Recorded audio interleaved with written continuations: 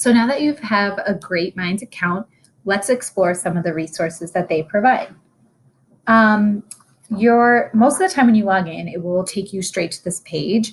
And this shows that you're in the dashboard because right here it says My Dashboard and it's underlined. Sometimes I've noticed it does not take me directly to my dashboard. If that's the case, it will take you more to this page where it will have math, and then you know you're in the overview.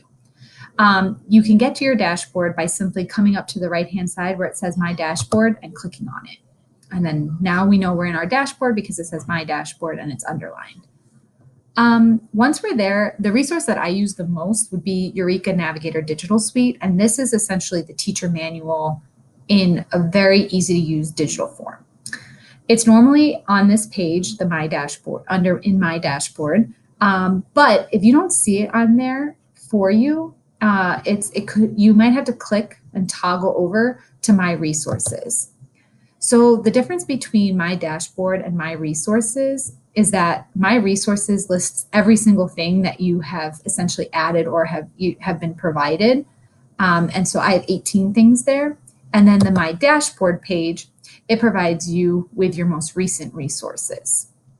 So once again, if you don't see Eureka Navigator Digital Suite, you want to go to My Resources and open it up. So we're going to let that load. And when you click on the Eureka Navigator, you will be taken to the year-long curriculum. And there's two ways to view this. You can view this in the span view or the grade view.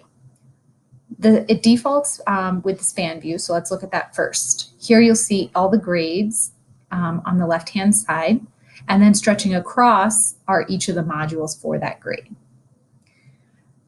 You'll notice here that it only goes to 5th grade. That's because this is the story of units. The middle school and high school is a story of ratios and functions. So if it ever starts with 6th grade here, just toggle over to a story of units. You'll also notice that the module is color-coded, and all of these colors represent a mathematical concept, and those are listed down here in the key. And then also you may have seen as I hover over these modules, a little pop-up appears, and this provides you with the concept being covered within the module.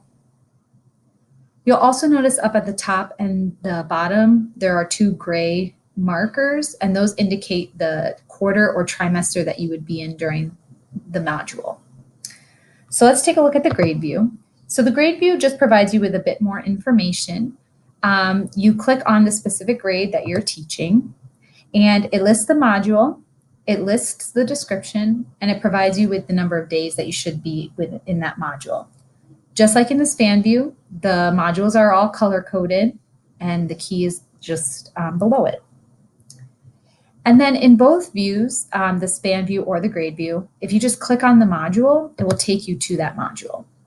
So we're going to open up 3rd grade's module 1.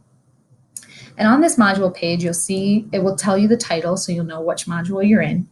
It will also tell you the number of days that you should be in this module. And then it shows you the standards that are covered within this module standards box. So if you drop this down, you can see all the standards that are covered within this module.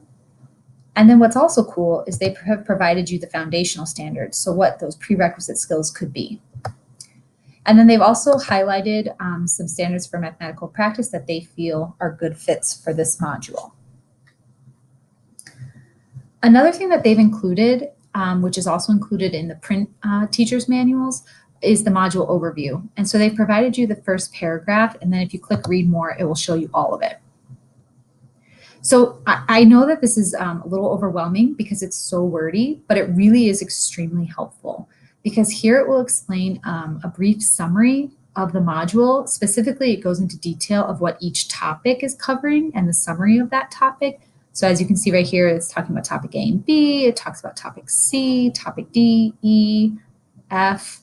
And then after that, it provides some notes on pacing. And this is really helpful because it tells you which lessons you can consolidate or omit, especially if you feel like you are running out of time or you're not going to meet the target number of days. That will really help out. And then once again, listed here are the standards for mathematical practice that they feel are good fits. You can also click on this distribution of minutes. And it will detail for each lesson how many minutes are allocated to each component of the Eureka lesson. So each lesson will have fluency practice, an application problem, concept development, student debrief. And this will tell us how many minutes they are recommended to be doing fluency practice, to be doing the application problem, to be doing the concept development, and to be doing the student debrief. Then for each topic, you will see the topic name. So right here is our topic name. And then you'll also see the days that are dedicated to the topic, the standards that are within that topic, and then it has the lesson titles. And then if we scroll down, you can also access a PDF version of the mid-module assessment, as well as a PDF version of the end of module assessment.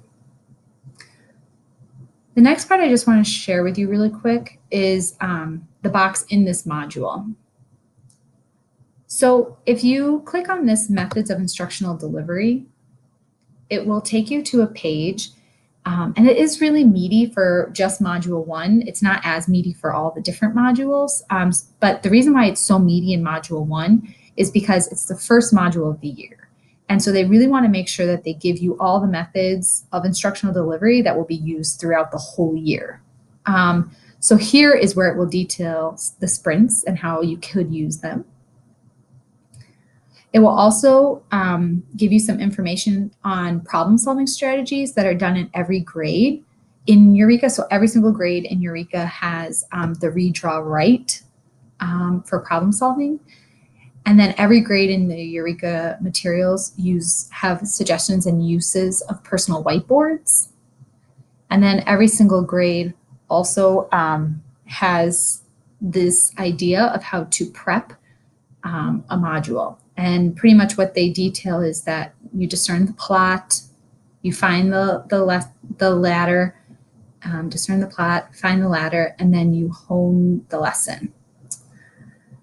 And since these methods of instructional delivery are used in every lesson, in every module, in every grade, it's only written so all of this jargon is only written in the first module.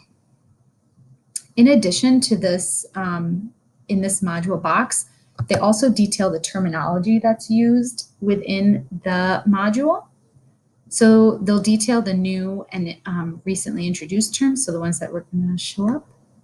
And then they may give you some familiar terms or even symbols here. And then they also provide some tools and representations. They suggest which ones you might want to use. And then also this footnote's helpful because it explains where and when the terms, the symbols, the tools, the representations were previously introduced. Also in this module box, you'll see a materials list. And if you click on that, it will just provide you the math manipulatives and additional items that you may need. And then last, the thing I want to show you in this module box is the assessment summary. So the assessment summary details which standards are covered during the mid-module. So here are the standards in the mid-module. And the standards that are covered in the end of module, which is right here. And then I just want to point out that the mid-module is not to be seen as like a mid-module checkpoint. In some instances, this could be the only time a standard is addressed in the mid-module. Similarly, the end of module assessment may test standards not assessed during the mid-module assessment.